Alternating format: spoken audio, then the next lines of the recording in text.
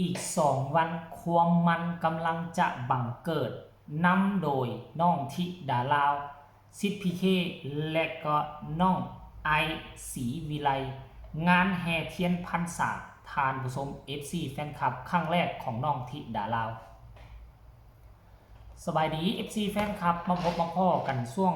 สายบ่ายทานผู้ชมก่อนจะไปกินข้าวกินน้ำกับมาพบมาพ่อกันคลิปหนึ่งพ่อหอมปากหอมพ่อกินข้าวล่ำพ่อกินน้ำแซ่บก็แล้วกันพ่อกันคลิปนี้ขอยกย่ายไส้สวยออกจากเรื่องราวเกี่ยวข้องกับน้องอ้ายสกุลนพรลูกสาวของบอสนกพงศกรสากรหันโง่ตาวเข้ามาหาบ้านศรีวิไลของพวกเขาโดยเฉพาะผู้นำทีมกับยังน้องธิดาลาวศรีวิไลซิพีเคแล้วก็ไอศรีวิไลซึ่งเป็นครั้งแรกในชีวิตของน้องธิดาลาวทานผู้ชมอีก2 มื้อเท่านั้นวันที่28นี่นะวันที่28กรกฎาคมถ้าอ่านบ่ผิดนะถ้าเป็นลาวก็วันที่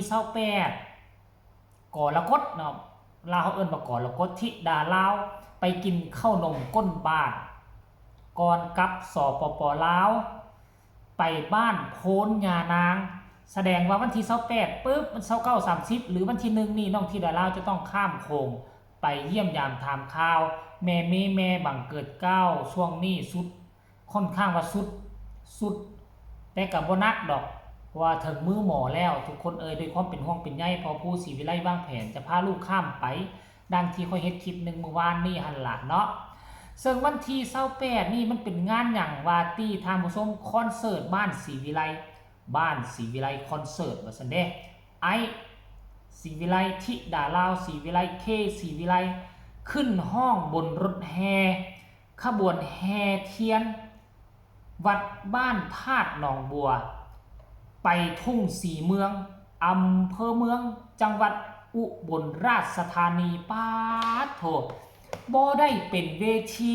ตั้งถาวรแต่เป็นการขึ้นรถแห่แล้วก็จะนำหน้าขบวนแห่เทียนพรรษาท่านผู้ชมถ้าผู้ใดคิดภาพบ่ออกนะมันจะบ่คือการแห่เทียนพรรษาบ้านเฮาเด้ออยู่ทางฝั่งลาวนี่ก็เทียนต้นซ้ำนี่ซ้ำแข้งซ้ำขาเป็นต้นเทียนก็คือเทียนเฮาเอามาจุดธูปจุดเทียนนั่นแหละเป็นต้นนั้นลักษณะแบบซี่แหละซึ่งซุ่มเฮาก็เอายกใส่กันขึ้นรถไปตั้งรถโอโดเอเดไปเอานอนไปก็มีแกไปฮอดวัดแล้วก็ไปถวายให้กับวัดก่อนที่จะเข้าพรรษาแต่การแห่เทียนพรรษาของพี่น้องชาวไทยโดยเฉพาะทางอุบลราชธานีนี่เป็นเอกลักษณ์เทียนพรรษานี่จะบ่เป็นเทียนเป็นแท่งคือ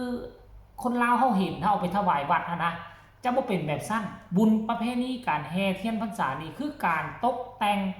คือการแกะสลักลวดลายใส่เทียนเอาเทียนมาหลอมนะมาปั้นเอาเทียนนั้นมาปั้นเป็นก้อนใหญ่ๆแล้วก็มาแกะสลักลวดลายเข้าไปจะเป็นลวดลายพญานาคลวดลายหงส์ลวดลายสร้างลวดลายลายสิ่งหลายอย่างเป็นศิลปะวัฒนธรรมของพี่น้องชาวไทยน่ะเนาะใหญ่อีกใหญ่กว่ารถเป็นคันพุ่นน่ะเอาเทียนมาโยงใส่รถแล้วก็แกะลวดลายออกเทียนจะใหญ่ลื่นรถซ้ำซึ่งมันเป็นเรื่องราวที่เป็นตาตื่นเต้นตื่นตาตื่นใจครั้งหนึ่งในชีวิตผู้ใดอยู่มออุบลและให้ข้ามไปเบิ่งเด้อท่านผู้ชมการแห่เทียนพรรษาบ่แพ้จังหวัดใดในประเทศไทยแน่นอนคันท่ากรณีว่าเป็นการแห่เทียนอันแบบนี้ได้แต่ว่าค่อยก็บ่แน่ใจว่าการที่ไปเข้าขบวนแห่เทียนเนี่ยจะเป็นการแห่เทียนแบบใหญ่ๆแบบนี้บ่หรือจะแห่เทียนแบบธรรมดาซื่อๆแต่ถ้าค่อยเข้าใจบ่ผิดการแห่เทียนของประเทศไทยคือค่อยเว้ามาเมื่อกี้แหละมันบ่คือจากเทียนบ้านเฮาทั้งฝั่งลาวนี่ก็เทียนเป็นแท่งเป็นตั้งเป็นเสาน้อยๆหั่นซึ่งความสวยสดงดงามมันก็บ่มีเทียนที่เขาเจ้ารอเป็นต้นมาแต่ของพี่น้องชาวไทยนี่แห่เทียนของเขาเจ้านี่คือยิ่งใหญ่อลังการเป็นเบอร์1ของโลก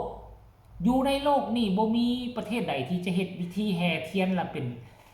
ใหญ่อลังการงานสร้างขนาดนี้เด้อทุกคนถ้าผู้ใดบ่เชื่อให้เข้าไปทาง YouTube ก็ได้ไปเขียนว่าแห่เทียนพรรษาในประเทศไทย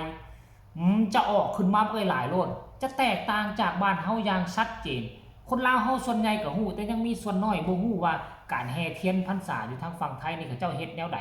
แต่สิ่งที่น่าตื่นตาตื่นใจไปกว่านั้นคือบ้านศรีวิไลนำโดยน้องธิดาลาวจะได้เข้าขบวนแห่ห้องเพลงคับกลอมเสียงคับเสียงลำให้กับพ่อๆแม่ๆที่มาเข้าขบวนแห่เทียนพรรษานั้นได้รับชมได้รับฟังเสียงอันไพเราะสนอหูของบ้านศรีวิไลโดยเฉพาะน้องธิดาลาวมาเบิ่งว่าคำสอนของพ่อวันที่28นี่เนาะจะเอาขึ้นคับห้องหรือบ่คันท่าเพลงนี้คับห้องค่อยเชื่อว่านี่คนอยู่ในขบวนแห่จะเสร็จน้ำหูฝ้ายน้ำตาย่า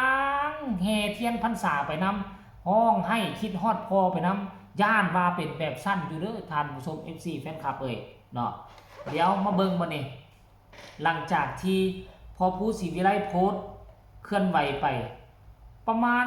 1ชั่วโมงนี่แหละท่านผู้ชมเดี๋ยวไปฟังคำคิดคำเห็น FC แฟนคลับเพิ่นสิว่าจังไดเนาะบัดนี้เนาะ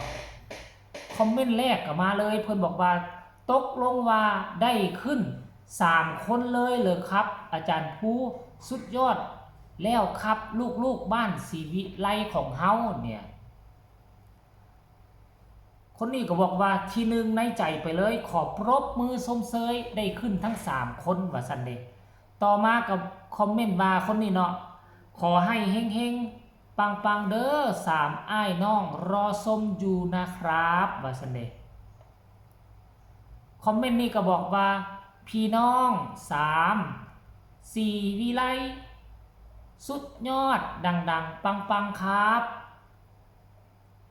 คอมเมนต์นี้ก็บอกว่าอยากไปจังปังมากว่าซั่นเด้เนี่ยคอมเมนต์ก็มีแต่น้อยเดียวแหละเพราะว่าพอผู้ศรีวิไลออกมาโพสต์เพียงแต่บ่กี่เท่าใดชั่วโมงเนาะ FC แฟนคลับบางคนบางท่านก็ยังบ่ทันได้เห็น FC แฟนคลับบางท่านก็เห็นแล้วแต่ว่าบ่ทันคอมเมนต์อันนี้ก็คือเรื่องราวที่ค่อยเห็นพัดผ่านเนาะการเคลื่อนไหวการแจ้งคิวงอกคิวงานของบ้านศรีวิไลโดยเฉพาะของลูกสาวธิดาลาวของพ่อแม่ที่คองคอยเบิ่งคิวงานที่คองคอยอยากเห็นที่ฝันอยากเห็นน้องธิดาลาวขึ้นคอนเสิร์ตอยู่บนหั่นแหละอยู่บนนี่แหละในที่สุดทุกท่านก็ได้เห็นก็ได้ฮู้แล้วว่าคิวงานของน้องธิดาลาวมื้อใดตอนใดงานอีหยังค่อยกะเว้ามาให้ฟังเมื่อแล้วก็หวังว่าทุกคนจะเข้าใจและคองคอยผู้ใดอยู่มอก็เตรียมไปให้กำลังใจน้องธิดาลาวอยู่ทางหน้ารถแห่กะแล้วกันเด้อทุกคนเนาะก็ฝากเอาไว้คลิปนี้ขอคนละ1ไลค์1แชร์อีกแล้วที่สำคัญให้กดติดตามบ่ต้องกดข้ามโฆษณาเบิ่งให้แน่จัก3-4 วิก็ยังดีท่านผู้ชมผู้ใดมีคำตำหนิติชมจังใดมีคำคิดคำเห็นคือแนวใดก็ให้ส่งข่าวมาได้ทางใต้คอมเมนต์สำหรับคลิปนี้ขออำลาพาจาก FC แฟนคลับเอาไว้ซ้ำนี้ซะก่อนสบายดี